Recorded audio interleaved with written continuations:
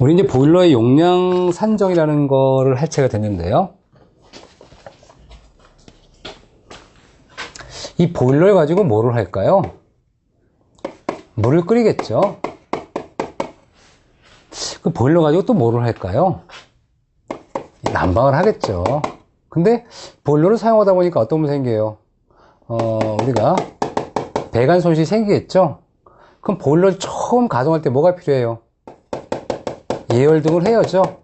이걸 다 더한 거, 필요로 하는 걸 다 더한 게 전격 출력이에요. 그럼 이때 예열부하를 빼면, 전격 출력에서 예열부하까지 빼면 요건 이렇게 평상시에 이용되니까 뭐 사용 출력이라 하는 겁니다. 자, 그 다음에 이제 우리 방열기라고 하는 게 나오죠. 라제탈 얘기하는 겁니다. 이 방열기는 이제 표시법이 있어요. 표시법. 이 표시법을 할 때 우리가 뭐 가장 기본적인 처음에 걸 한번 해볼게요. 16이라고 나오고 3-600이 나오고요. 15A 이렇게 나오죠. 그러면 이제 이건 뭐냐면 이 섹션 수가 16개다. 이 섹션 수가 뭐냐면 이 방열기를 주철제로 하면요, 요렇게 옆에서 보면 요 하나, 둘 이런 식으로 줄이가 있죠. 요 한 줄을 한 섹션이라고 그래요. 그러니까 여기 몇 개다 세보면 16개다. 이 높이는 얼마냐 그랬더니 600이다. 그 다음에 3은 또 뭐냐, 옆에서 보는 거예요. 옆에서 보면 이 파이프가 있어요. 이렇게 파이프가 갈라진 게 있어요. 옆에 옆구리에 옆구리 보면 이렇게 얘는 앞이고, 옆구리에 보면 얘가 하나 둘 세 개 3지형이네 이렇게 얘기하는 거고요. 15mm 15mm 유입관이 15mm고 유출관이 15mm 이렇게 얘기하는 거예요. 아, 그런 거네. 이렇게만 보시면 돼요. 뭐 중요하지 않습니다. 그 다음에 이제 우리가 방열기 설치 같은 거 나오는데, 방열기는 보통 좀 띄워줘요. 뭘 띄워주냐면 이 창문이 이렇게 있습니다. 벽체가 있고 창문이 있고 여기 라제 설치한다 그러면 약간 띄워야지만 열이 이렇게 이동하는 통로가 생겨요. 한 5에서 6cm 띄겠다는 얘기입니다. 그 다음에 제 3절이죠.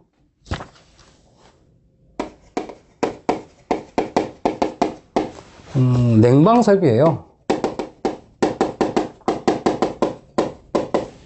냉방 설비. 뭐 공동주택 에너지를 고려사항은 아까 얘기했던 거와 비슷한 게 나올 거고요. 그 외의 것을 얘기한다면 아까 설명드렸고 공통사항이 좀 있으니까 이 외피 면적비를 작게 해라. 이게 뭐냐면 우리가 노출을 작게 하라는 얘기죠. 여러분이 노출을 많이 하면 겨울에 춥죠. 마찬가지로 외피 면적비를 좀 작게 해라. 똑같은 면적이라면, 똑같은 바닥 면적이라면, 똑같은 최적이라면 외피, 우리가 노출된 부분을 작게 하라는 얘기예요. 그 다음에 7번째 뭐 자동 제어할 수 있는 거. 8번째 가변석 제어. 이 순환수 펌프를 가변석 제어라는 방식이 있는데 이게 좋대요. 에너지 효율에 이런 얘기고. 9번째 이제 거실의 층고와 반자 높이인데, 우리가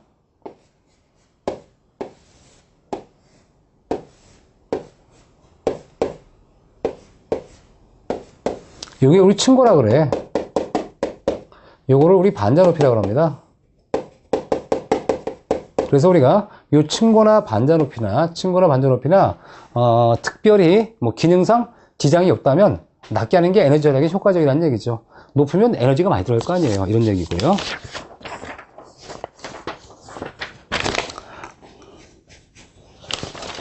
그 다음에 이제 우리 교재 냉난방 부하라고 표가 나오네요.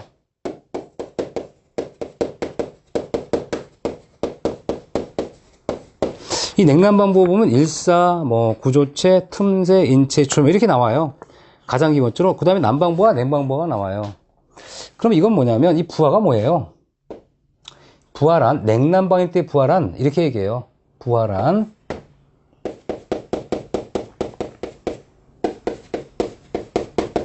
열의 출입 요소다라고 해요. 실내 열이 나가기도 하고 들어오기도 하고 이런 것들을 다 냉난방 부하라고 그래요. 그러면 이 냉난방 부하를 얘기할 때는 이렇게 얘기를 하죠. 일단 이 냉방부하가 있고요. 난방부하가 있어요. 그럼 이 냉방부하는 다시 현열부하가 있고,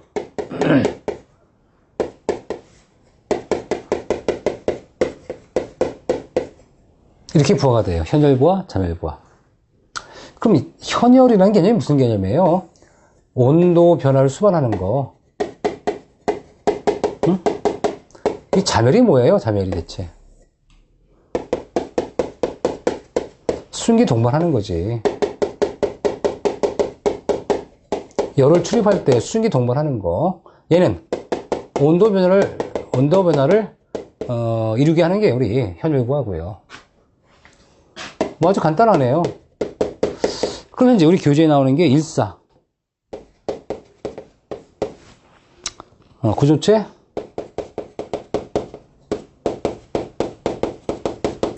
틈새, 인체 조명 나오네.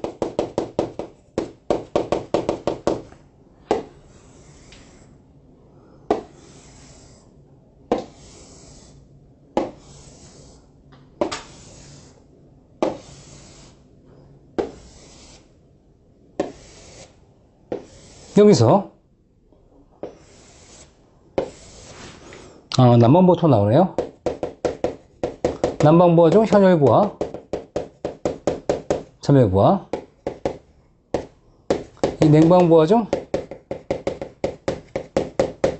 이거를 여러분들이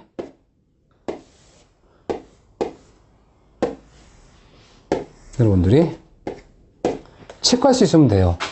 그냥 암기하지 않고 이해해서. 그럼 공부한 거예요.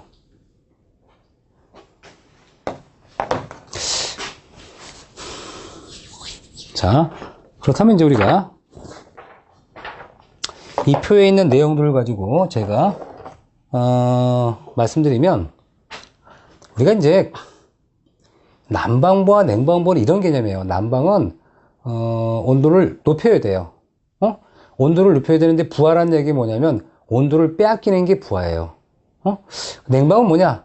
냉방은 온도를 낮춰야 돼요. 온도를 낮춰야 되는데 열을 주는 거, 온도가 높은 것들은 내가 냉방하는 그 온도보다 높은 거는 부하예요. 그럼 이 냉방부하나 난방부하나 우리 실내 온도 얼마 적당할까요? 한 22도 적당해. 근데 이 냉방부하의 특징이 뭐냐? 그러면 우리가 가장 중요한 엑기스가 뭐냐? 냉방부하는 내가 몇 도를, 현재 실내 온도를 22도로 유지하려고 그래요. 근데 22도를 유지하려는데 열을 내는 것도 열 내는 것만 체크해서 열 내네? 햇빛 더우니까. 그렇죠? 얘도 열을 내. 근데 열만 내는 거죠. 열만. 오로지 열만 내는 거 일사.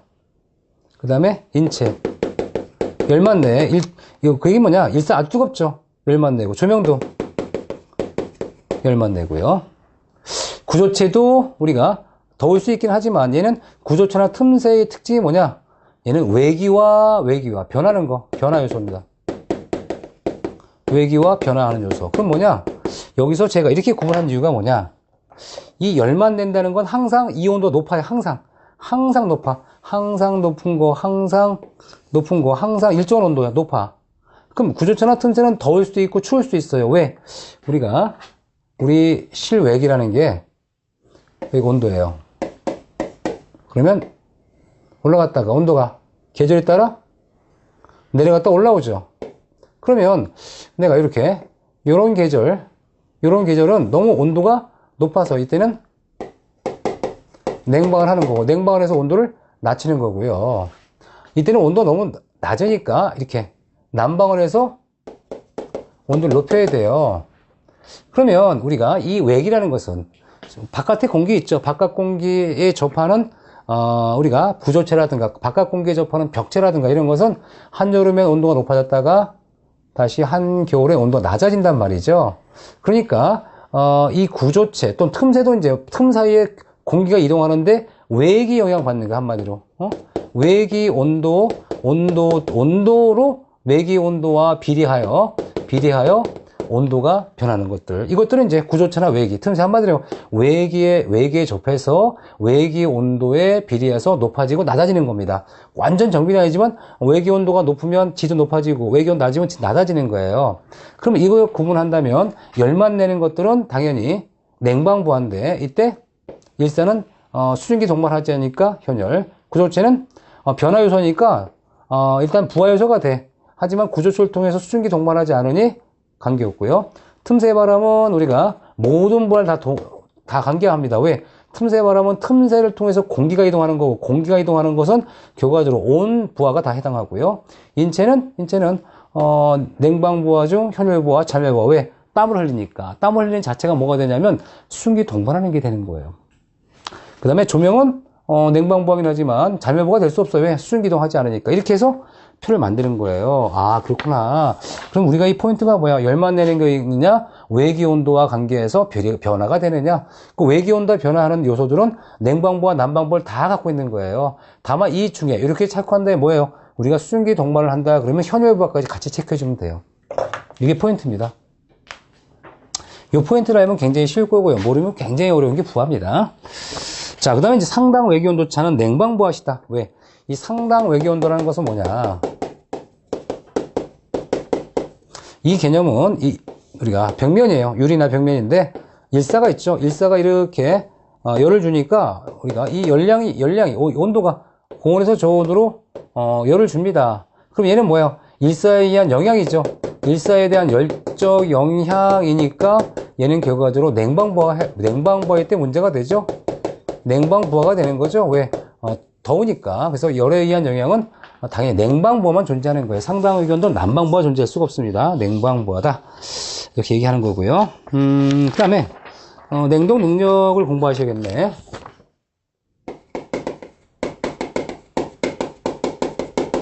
냉동 능력이다.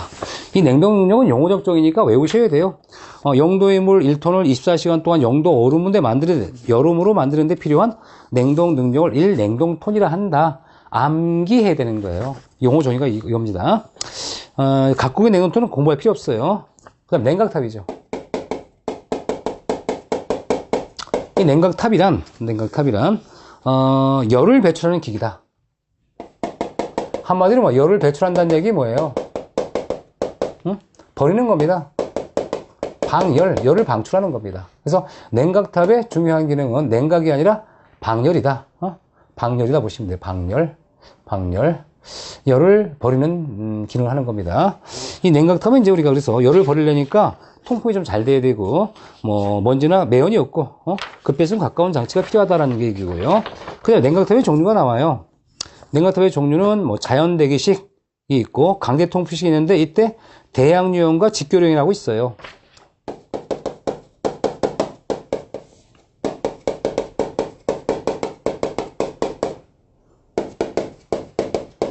그럼 이 대양유는 뭐냐? 이 증기가 떨어질 때 바람이 이렇게 찬바람이 서로 마주보게 만들어주면 이 대양유형이에요. 그래서 이렇게 여기서 팬을 돌려주잖아요. 그럼 바람이 이렇게 빠져나가죠. 바람이 빠져나가면 이 증기가 밑으로 떨어지니까 같은 대양한다라고 해서 굉장히 효율이 좋아요.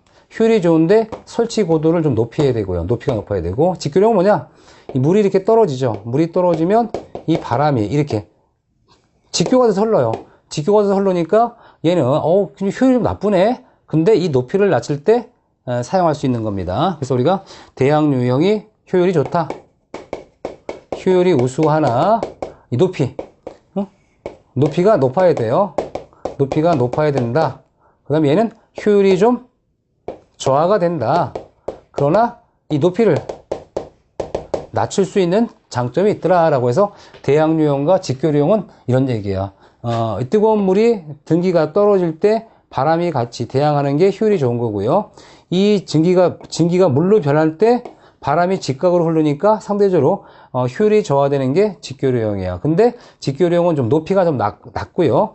대양유는 효율이 높은 대신에 높이를 좀 높게 해야지 가능하다. 이렇게 보시면 돼요. 그 다음에 이제 전산실 같은 경우는 이제 밀폐식이라는 걸 사용한다 보시면 되고요. 그 다음에 냉동이 열립니다.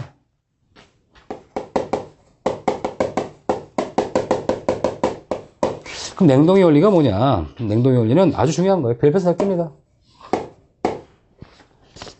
우리가 이제 압축식과 흡수식이라는 게 있어요. 사이클 외우는 거예요, 이거요.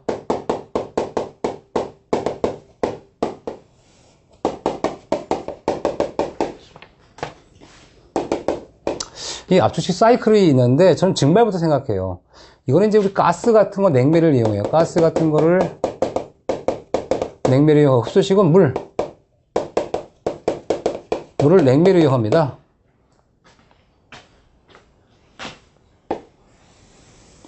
비교과적이죠. 압축식은 이제 증발해서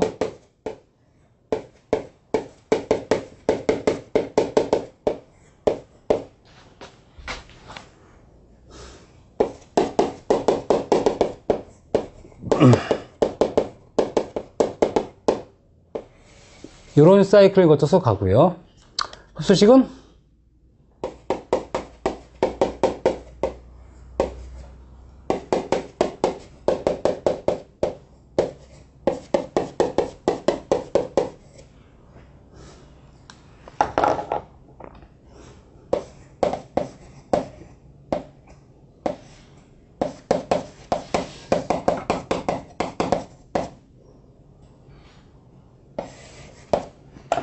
흡수식은 이제 이런 식으로 들어가는데, 이 재생기를 또 발생기라고 돼요. 때에 따라. 특히나 이 재생기 같은 경우를 단효용 방식이나 이중효용이라 그래가지고요.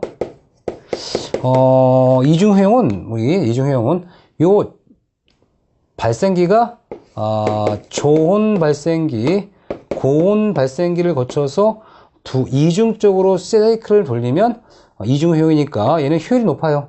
성적기수, 효율이 높다는 게 성적기수 높다 그래요. 냉동의 성적기수가 높은 방식이 이중효용 방식이에요. 그 다음에 이제 거쳐서 다시 증발기로 가겠네요. 이렇게 사이클이 이루어집니다. 그럼 일단 우리 압축식은 이제 가스 냉매를 이용하는데, 이 압축식 사이클 중에 가장 유명한 게 이제 우리 터보식이에요. 뭐 시험 문제 나오면 대부분 답이 터보식이에요. 터보식. 굉장히 효율이 좋은 방식, 터보식, 압축식 중에. 그 다음에 흡수식이 있고요. 근데 흡수식은요, 전기 소모가 작아요. 그런데 이제 물을 이용하니까, 예냉 시간이 좀 길고요. 그럼 예냉 시간이 길어진다는 건 어떤 단점이 있을까? 예냉 시간이 길어지니까, 규모나 용량, 충량, 이런 것들이 좀 거대화되는 겁니다. 하지만 굉장히 물을 이용하니까 안정적인 방식이다. 안정적 방식을 우리가 흡수식을 하고요. 이 반면에 압축식은 전기 소모가 크고 예냉 시간이 짧으니까 규모 중량이 작고, 얘는 이제 압축 팽창을 하니까 충격, 진동이 있을 수 있어요. 진동이 크다. 단점이죠. 그 다음에 이제 전기 소모도 크다. 이게 항상 비교적인 거니까. 그럼 일단 냉동의 원리에서 우리가 증발, 압축, 응축, 팽창인데 공통사항이 있네. 공통사항이 뭔가요? 이 공통사항은 증발입니다. 증발. 이 증발은 공통사항이에요. 그죠? 그 다음에 응축. 그러네. 얘는 공통사항이죠. 그 다음에 이제 리튬 브롬 화물이란 흡수액이 왔다 갔다 합니다. 흡수식 같은 건. 흡수식. 이렇게 기억하시면 돼요. 그 다음에 이제 사이클의 특징이 뭐냐 그러면, 이 증발기의 역할은 이 냉동 목적을 달성하는 거예요. 냉동. 아니 그러면 무슨 냉동이냐? 자, 여러분 손을 펴놓고 호해보세요. 시원하죠? 시원한 얘기가 뭐냐면 냉동하는 거예요. 지금 증발기를 통해서 냉동하는 겁니다. 근데 응축은요, 아까 공부해서 쿨링타워 있죠? 쿨링타워를 통해서 우리가 뜨거워진 증기나 이 물을 차갑게 식히는, 방열하는 거예요. 방열. 쿨링타워와 연결된, 냉각탄과 연결된 게 응축기라고 보시면 돼요. 응축기다. 그 다음에 이제 우리 압축식 사이클에서 이제 압축기의 역할은 뭐냐? 이 고온 고압을 해요. 이 냉매를 고온하고 고압해서 압축했다가 우리 쿨링타워를 통해서 응축하고 다시 이 저온 조합 상태로 되면 쉽게 증발할 준비를 해서 증발이 되는 거다. 뭐 이렇게 생각하시면 될 것 같아요. 이런 과정을 거쳐서 나가는 거예요. 응축기는 이제 우리가 보통 상대적으로 증기를 물로 바꾸니까 이제 우리 보통 액화적인 과정이라고 보통 얘기하고요. 증발은 이제 정말 호에서 증발을 해서 날리는 거니까, 그렇죠? 날리는 과정이다라고 합니다. 기화적인 과정이다. 증발 과정, 물을 이제 이렇게 수분을 증발시켜서 열을 뺏어나가는 거니까 뭐 기화적인 과정이라도 볼 수 있는 거죠. 이런 식으로 해서 이제 우리가 이해를 하는 거야. 그래서 증발, 압축, 응축, 팽창, 다시 증발, 이렇게 사이클 계속 돌아가는 겁니다. 요게 아주 중요한 포인트로 여러분 학습하셔야 돼요. 자, 그래서 이런 내용들이 이제 설명이 된 거고요. 그 다음에 이제 압축기의 목적, 압축기 이거죠. 압축기 목적. 이거. 압축기 목적이 교재 나와 있는 거죠. 그래서 압축기라는 것은 이제 고온 고압을 해서, 이루어지는 겁니다. 증발기에서 증발한 가스 냉매를, 그쵸? 압축하여, 비교적 높은 온도에서, 액화할 수 있는 상태를 만들어서 냉매에 순환력을 부여한다는 거. 그쵸? 그래서 이렇게 압축기에서 이렇게 쭉 어디까지? 액화 상태까지 가죠. 그 다음에 2번, 3번 보시고요. 그 다음에 압축기 냉동 유형은요. 압축식 냉동기 유형을 얘기해요, 유형. 냉동기 유형은 왕복동식 압축기가 있어요, 왕복동.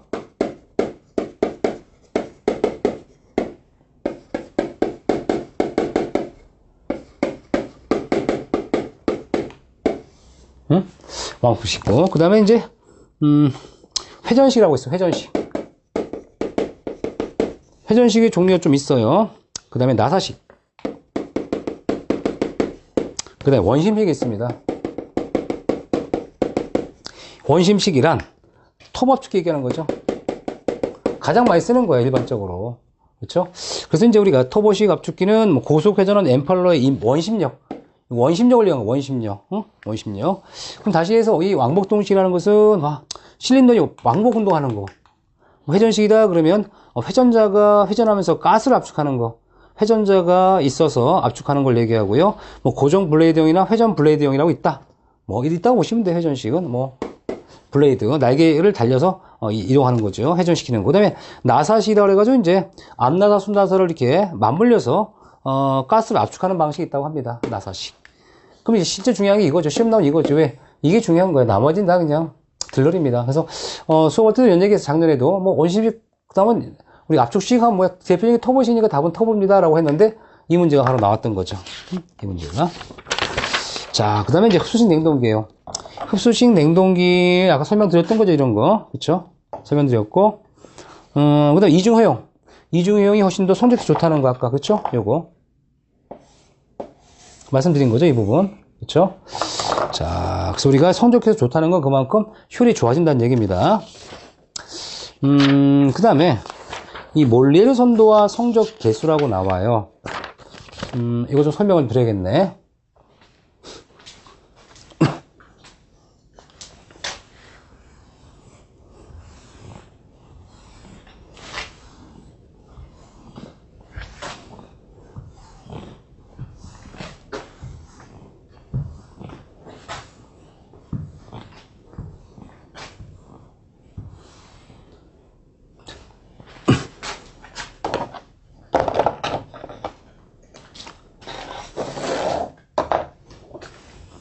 자, 우리가 이 몰리에르 선도라는 걸 볼게요.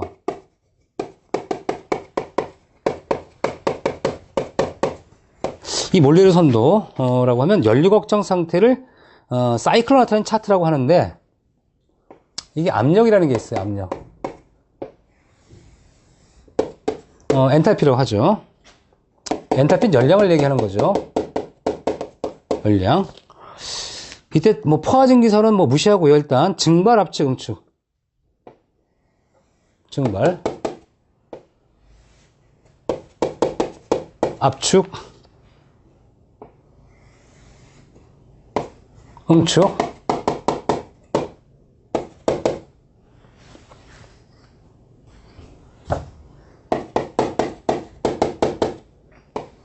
팽창 밸브, 팽창. 이런 과정을 거쳐서 우리가 냉동이 되는 거예요. 그러면 이 몰레르 선도 같은 건 굉장히 복잡하게 나와요. 근데 제가 아주 심플하게 만들어 드릴게요. 가정하는 거예요. 아주 단순하게. 여러분 공학을 한다 그러면 여러분 공학 기계공학 기계공학에서 공부하세요. 근데 주택가에서 시험을 마치기 위해서 여러분들이 복잡하게 공부할 필요 없으니까 가정을 하는 거야, 여기. 여기를 뭘로 시작한다? 엔탈피가 5라고 가정하죠. 여기를 10이다. 여기를 15다. 그러니까 이 5에서 입구에 시작되면 엔탈피가 10으로 갔다가 10에서 15로 갔다가 다시 5로 풀리면서 내려오는 거예요. 그렇죠?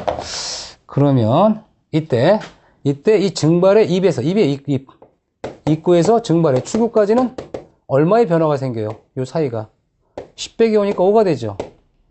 그럼 다시 압축계 입구에서 입구 출구까지 나오게 되면 10에서 15니까 이 과정상은 얼마가 나와요? 5가 나오죠. 5가 나와. 그럼 응축기 입구에서 출구까지 이렇게 순환하는데 얼마가 나왔어요? 5 더하기 5는 10이죠. 10입니다. 그쵸? 자, 그러면 이렇게 여기서 우리가 뭘 할 수 있냐면 이 몰레르 선조를 통해서 아, 증발기가 이렇게 사이클을 도는구나 라고 할 수 있고요. 이때 이 압축이라는 것은 뭐 우리가 저압분의 고압, 압력비를 얘기하죠. 압력비를 얘기하는구나. 압력에 대한 비, 저압과 고압의 압력비를 얘기하는 거고요. 냉동 효과가 중요하죠. 냉동 효과. 그럼 냉동 효과를 뭘로 봤냐면 우리가 냉동 효과다. 증발기의 입구, 출구의 차이를 얘기하는데 증발구, 출구가 여기죠. 그죠? 출구. 입구가 여기죠. 그럼 냉동 효과는 요 델타 값을 얘기해. 아, 델타 값은 얼마다? 5다. 그럼 한마디로 뭐야? 출구의 열량 빼기 입구의 열량을 얘기하는구나. 무엇에? 증발기에. 왜 증발기가 뭐라 그랬어요? 냉동 목적 달성하는 거라 그랬잖아요. 그 다음에 이제 우리가 압축 열량이라는 개념이 나와요. 압축 열량. 그럼 압축했던 열량이 얼마냐? 그러면 얘도 5예요. 왜 5냐? 압축에 나간 게 15고 들어온 게 10에서 15, 10이니까 빼면 얼마가 돼요? 압축기에 해당하는 이 출입 열량은 5다 이렇게 나올 수 있는 겁니다. 그렇군요. 그 다음에 응축기 열량은 마찬가지로 뭐냐? 응축 열량? 그럼 응축 열량이라는 것은 요 두 개를 더한 거죠. 요 두 개를 더한 거죠. 그러니까 우리 냉동 효과 더하기 압축 열량이다 라고 해서 아까 뭐라고 그랬어요? 10을 했던 겁니다. 5 더하기 5니까. 그 다음에 냉동기 성적계수가 뭐냐? 이게 중요한 거죠. 성적계수. 이 냉동기의 성적계수라는 것은 결과적으로 우리가 투입량이 얼마요? 압축이죠. 압축 열량. 그 다음에 결과 냉동 효과는 뭐야? 이거 증발이죠. 증발기 출입 열량. 그러면 압축 열량이 얼마예요? 5. 증발 냉동 효과는 5. 1이네. 이게 성적계수입니다. 그래서 이 성적계수라는 게 결국 압축 열량분의 중발 출입 열량을 얘기하는 겁니다. 그러면 이 성적계수가 1이야. 이보다 크면 좋겠죠, 사실은. 그러니까 성적계수가 크다는 것은 요거 내가 1은 작게 했는데 냉동은 많이 했네. 이런 뜻이에요. 그러면 성적계수를 좀 높여주려고 그러면 우리가 어떻게 하면 될까? 성적계수. 자, 여러 가지 방법이 있겠죠. 일단 증발기 보는 거야. 이 증발기에서 얘는 일을 하는 겁니까? 여기 요 압력 있죠. 압력이 이만큼이죠. 이만큼인데 압력을 좀 증발 압력을 높여줘요. 높여주면 여기 요 증발기 얘가 이렇게 되겠죠. 이렇게 돼서 올라가 있죠. 그러면 이제 수정이 돼서 여기 요 증발기 출입 열량이 더 커졌겠죠. 이렇게. 그럼 숫자 바꿔보는 거야. 이제 바꿔봐주고 원래는 여기인데 이렇게 바뀌어졌네. 그럼 이 증발 출입 열량 원래 여기인데 그럼 증발 출력이 얼마냐 그랬더니 여기가 지워주고 이제 계산상 편리할 수 있도록 이제 다 지워줘요. 다 지워주고 현재 여기가 5고 여기가 13이다. 그리고 여기가 15입니다. 엄청 커졌네. 그쵸? 12 그래. 12 그러면 12에서 5 빼면 얼마예요? 7이고 15에서 11 빼면 10에 12면 얼마예요? 3이죠. 그러면 이거 다시 계산해서 어떤 결과를 했어 내가? 증발기에 압력을 높였다. 높인 결과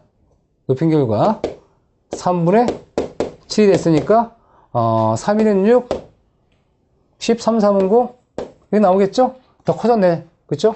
성질에서 커진 거야. 증발 압력을 높였더니 증발 압력을 높여주면 이거 증발기의 냉도 효과는 커지고 압출력은 작아지겠죠? 이렇게 나오는 거야. 아, 이런 게 가능하구나. 자, 그 다음에 이제 여기까지만 딱 공부해놓고요. 공부해놓고 하나 예를 들어준 거고 이렇게 우리가 볼 수 있다는 얘기고 히트 펌프가 나와요. 이 히트 펌프는 뭐냐면 우리가 현재 요즘에 많이 쓰죠. 뭐 EHP다, 일렉트릭 히트 펌프, 뭐 GHP다 그러면 가스 히트 펌프라 그래가지고요. 전기나 가스를 이용하는데 여러분 사무실 가면 이런 생각이 들어. 아니 여름에는 시원해. 에어컨이 냉동이네. 같은 기기가 한겨울엔 따뜻한 겁니다. 그러니까 우리가 냉동 이 사이클 있죠. 사이클의 회로를 바꿔주면 냉방이 난방이 되거든요. 그러니까 이 사이클 회로를 바꿔서 여름에 겨울에 그래서 냉난방을 같이 할 수 있는 걸 히트펌프라 그래요. 그래서 뭐 EHP를 많이 설치하죠. EHP 막 천장이나 이런 데 설치해가지고 막 바람 나와요. 그렇죠? 이런 거 가스를 이용하면 GHP라고 합니다. 이런 걸 얘기하는데 어쨌든 좋아요. 그때 이 히트펌프를 보면 히트펌프는 난방시 성적 개수가 좋아져. 왜 그랬을까 그랬더니 난방시의 경우는 우리가 압축 열량분의 응축 출입 열량이 되겠다라고 해요. 그럼 뭐냐? 난방일 때의 성적 개수를 계산했어요. 라고 하면 얘는 압축 열량 분의 응축 출입 열량이다. 그럼 자, 이 압축 출입 열량분의 응축 열량은 다시 얘기해서 압축 출입 열량분의 압축 얘는 우리 냉동 효과 더하기 압축 출입 열량이 되죠? 그럼 얘는 결과적으로 뭐예요? 우리 압분의 R이 있으니까 그러면 현재 압축 출입 열량분의 이 냉동이라는 게 바로 뭐예요? 냉동의 성적계수 더하기 압축 1이죠. 그럼 따라서 뭐예요? 난방의 성적계수는 1 플러스 냉동 성적계수랑 같죠? 얘가 1이고 냉동 성적계수잖아요, 이게요. 냉동기에. 그러니까 당연히 얘는 뭐보다 클 수밖에 없어요. 냉동 성적계수보다 1이 클 수밖에 없잖아요. 그래서 난방의 성적계수는 이렇게 출입 압축, 그렇죠? 아까 공부했던 출입 압축 요것분의 응축이니까 이렇게 델타 압축분의 델타 냉동, 델타 압축을 하면 이렇게 1 플러스 냉동 성적계수가 나오네. 당연히 뭐야? 난방이 더 크겠네. 우리가 그래서 히트펌프는 냉동보다 난방의 성적계수가 높은 겁니다. 그래서 아주 쉽네, 그렇죠? 어려운 거 없어요. 산수로 하시면 되는 거야. 그럼 이제 우리가 난방의 성적계수를 여기서 바로 구해볼 수 있죠? 2.34이죠. 그럼 난방의 성적계수 뭐가 될까? 요거 좀 바뀐 거로 얘기한다면 난방 성적계수는 압축 출입 열량이 얼마요? 3. 그 다음에 응축은 10. 그렇죠? 그럼 뭐야? 3.33이니까 얘는 2.33 더하기 1 뭐야? 냉동 성적계수 더하기 1이네. 뭐 산수잖아요. 네, 쉬운 거죠. 자, 그 다음에 이제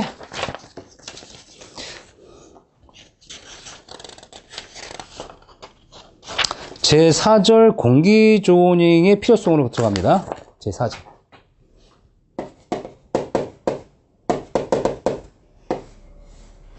우리가 공조 설비가 들어가는데요.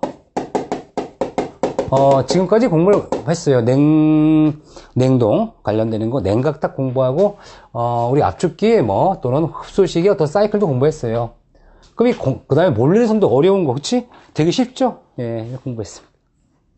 사실 굉장히 쉬워 보이지만 또 굉장히 어려운 거예요. 제가 설명을 좀 쉽게 한 것 뿐입니다, 사실은. 여러분이 연력화 하신 분은 굉장히 어렵게 공부를 했어요. 근데 우리가 어차피 시험을 맞추기 위한 방법이니까 좀 쉽게 나가는 거예요. 이 공기조와 조닝의 필요성이라고 나오죠. 조닝이 뭐예요? 조닝. 이 조닝이라는 것은요, 우리가 뭔가 구분하다, 이런 뜻이에요. 왜 조닝이 필요했느냐? 우리가 건물에 보면요, 내부에요. 외기에는 거의 받지 않은 내부가 있을 거고요.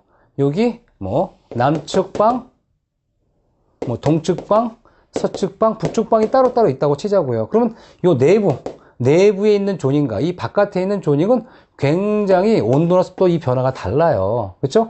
이 내부는 이 외부에 영향을 받지 않지만 이 외부 쪽에 있는 이런 부분은 굉장히 영향을 많이 받죠. 그럼 이런 것들을 내가 똑같은 온도나 똑같은 조건으로 좀 돼야 안 돼요. 안 되거든요. 그러니까 어떻게 돼요? 이 조닝을 해서 우리가 이 환경 조건이 다르니까 이걸 구분해서 배관하자는 얘기예요. 그럼 구분해서 배관하자는 얘기는 자, 조닝을 할 때와 안 할 때 생각해 볼게요. 만약 내가 조닝을 하지 않겠다. 응? 조닝 안 해요. 그 조닝을 합니다. 특징이 뭐냐? 이 조닝 하지 않을 때 이러는 거야. 지금 냉방이 필요해. 그러면, 그래, 여기서 냉방 만들어주고, 갖다 줍니다. 이렇게. 그쵸? 갖다 줘. 그럼 뭐라 그래요? 얘가 더 달래요? 줄 수 있어? 없습니다. 얘만 더 달래는 거야, 자꾸만. 얘네는 괜찮은데. 그럼 어떻게 해야 돼요? 얘는 뭐 춥대는 거야. 그래도 관계없어. 어디를 해야 돼요? 가장 불리한, 구리한 이 요소를 중심으로 더 키워주는 거야. 더 키워줄게. 그래서 원래 필요한 것보다 훨씬 더 많은 송풍량을 보내야 되는 거예요. 왜? 얘가 덥다고 하니까. 이게 조닝이에요. 그럼 이 조닝을 조닝 안 하는 거죠. 그럼 조닝 안 하면 어떻게 돼요? 이 불리한 조건에 줄리한 조건을 만족시켜야 되는 거고, 그렇죠? 그 다음에 이제 결과적으로 내가 필요한 양보다 플러스 더 공급하죠? 과잉 공급이 될 수 있어. 왜? 얘네들은 자꾸만 춥다는데 얘 때문에 더 많이 해주는 거예요. 그러니까 에너지가 어떻게 돼요? 에너지가 많이 들어가는 거예요. 에너지가. 조닝 할까요? 조닝 할게요. 조닝 어떻게 할까? 조닝을 해줘. 그때 얘네들이 각각 달라? 그러면 자, 머리를 쓰는 거야. 그래. 너는 요만큼만 보내주마. 너는 요만큼만 보내주마. 너는 조금만 보내줄게.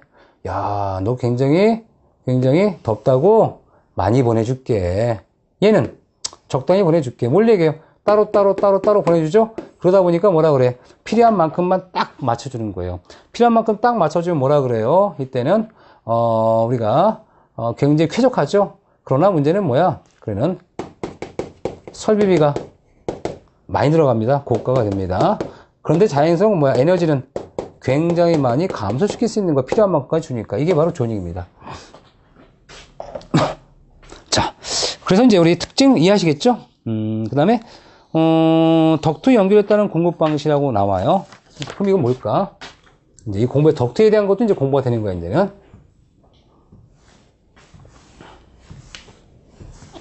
자, 이 덕트에 관한 연결 공급 방식은요, 간선 덕트 방식이 있어요. 그 다음에 환상 덕트.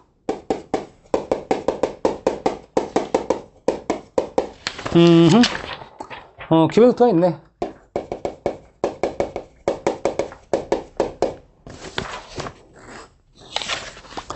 자, 이 간선 덕트라는 건 뭐냐면, 여기 풍량을 이렇게 쭉 보내주는 거예요. A, B, C, 보내면 뭐라 그래? 여기는 가까워서 좋은데, 여기서는 풍량이 떨어지니까 굉장히 불만이 많아져요. 불만. 왜? 풍량이 떨어지니까요. 설비는 간단하지만 이 말단부, 풍량이 부족해져요. 응? 그럼 환상 덕트는 뭐냐? 덕트라는 것은, 그래? 이게 많이 부족하다고 느낄 수 있어? 그러면 여기서 보내줘요. 보내주고 돌립니다. 그럼 여기서 보내주면 가깝죠? 중간이죠? 멀죠? 여기 또 보내죠. 여기서 쭉 보내주면 어떻게 돼요? 가까운데 얘가 이렇게 돌아와서 보완이 되죠? 그럼 요 힘은 여기 가면 점점 약해지지. 그러니까 이제 뭐냐면 이 균등하게 되는 거예요. 그래서 이 말단부라서 약해지지 않습니다. 양쪽 돌려주니까. 그래서 우리 환상 덕트는 우리가 이렇게 이 말단부라도 약해지지 않겠더라. 개별 덕트는 뭐냐? 얘가 그러는 거야. 나만 좀 세게 해줘. 알 수가 없지. 그러니까 어떻게? 그게 아니라 이렇게 너 따로 줄게. 너 따로 줄게. 너 따로 내가 공급해 줄게. 너 따로 필요한 풍량 줄게. 어때요? 돈이 많이 들어가지. 하지만 개별적인 조작이 가능한 게 개별 덕트다 생각하시면 되고요. 그 다음에 이 덕트의 형상이 나와요. 덕트의 형상 또는 덕트 부속품 같은 게 나오는데요. 글쎄, 이런 것들은 또 이제 공부하다 보면, 뭐, 여러 가지 덕트에 관련되는 부속, 그 다음에 형상, 또, 뭐, 전열 교환기, 뭐, 냉난방 이렇게 나오거든요. 자, 그래서 여기는 다음번에 한번 설명해 드리도록 할게요. 그쵸? 자, 여러분 수고하셨습니다.